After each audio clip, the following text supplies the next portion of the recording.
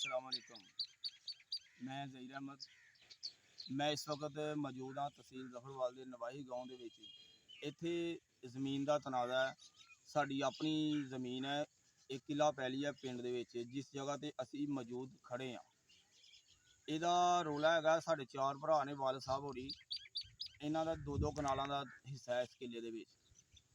ते एक जिहड़ा साडा चाचा है वो कहता जी मैं 4 कनाल ही वाहनी है, मैं शुरू तो वाह रहा मैं 4 कनाल ही वाहनी है। लिहाजा 4 भरा ने सीधा सीधा फैसला है, बच्चा बच्चा इस चीज़ को समझदा है कि 4 हिस्से ने ते 4 जने ही वाह सकते हैं। एक जना 2 कनाला 4 कनाला नहीं वाह सकता, ते 3 जने 4 कनाला नहीं वाह सकते। 2-2 कनाला ही वाहणगे ते चारे भरा जिहड़े ने उन्हां नूं बराबर दा तकसीम दा हिसाब मिल जाता है। लिहाजा साडा चाचा जिहड़ा है उन्हें 2-3 साल हो गया इंतजार पाया होया। उन्हें DSP के दफ्तर साडे ते झूठी दरखास्त दी है कि इन्हां ने साडी पैली ते कब्जा किया होया, साडी पैली जिहड़ी है इन्हां ने कब्जा करके ते इस्तेमाल कर रहे हैं। लिहाजा मेरी मैं अल्हम्दुलिल्लाह मैं ना झूठ बोलना है ना झूठ बोलने की जरूरत है, ना असी इस जमीन ते कब्जा किया ना सानू जरूरत है। साडी बजाते खुद इस चीज़ अपना जमीन दे विच 2 कनाला साडा अपना हिस्सा है, 4 भरावां दा 2-2 कनाला हिस्सा है। इन्हां ने बिला वजह साढ़े ते झूठी दरखास्त दायर करके DSP के दफ्तर DSP साहब को सानू टॉर्चर करवाया है। DSP साहब को असी पहुँचे हाँ, उन्होंने कहा जी तुसीं इन्हां दी ज़मीन ते कब्जा क्यों किया है। असी उन्होंने साफ लफ्ज़ां च दस्सिया कि जनाब यह मामला है। उन्होंने जो गल सुनी है उन्होंने कहा जी बिल्कुल बड़ी अच्छी गल है, 4 भरा हो 2-2 हिस्से होने चाहिए ने। लेकिन जदों DSP साहब ने अगले बंदे ने अगली पार्टी नहीं मनी, जिन्होंने साढ़े मुखालफ दरखास्त कराई सी वो नहीं मने इस चीज़ को।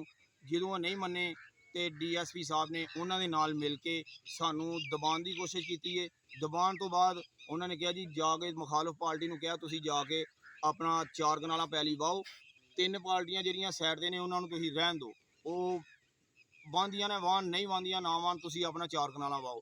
लिहाजा DSP साहब ने साडे नाल नाइंसाफी की है। DSP साहब ने साडे खिलाफ जिहड़ी झूठी दरखास्त दी सी उन्होंने पुछण की बजाय सानू दबाया है। उन्होंने कहा जी तुसीं जाके 4 कनाला पैली वाओ, तुहाडे अगर जे तुहानू रोकते हैं तो इन्हां नूं मैं सीधा अंदर तुन्नांगा, इन्हां नूं मैं सीधा इन्हां दे परचा करांगा।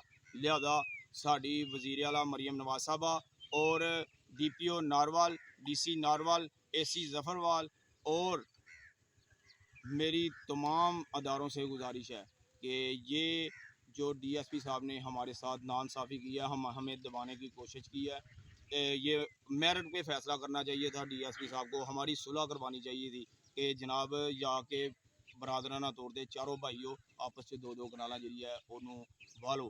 लेकिन DSP साहब ने धमकी ला के सानू, हालांकि जो वज़ीर आला मरियम नवाज साहबा की तरफ से पुलिस को हदायत है कि सर और मैडम कह के बुलाना है। DSP साहब ने सानू धमकी सीधे लफ्ज़ों में कहा ओए तुन देंगा, बिल्कुल ऐसे अल्फाज बोले ने।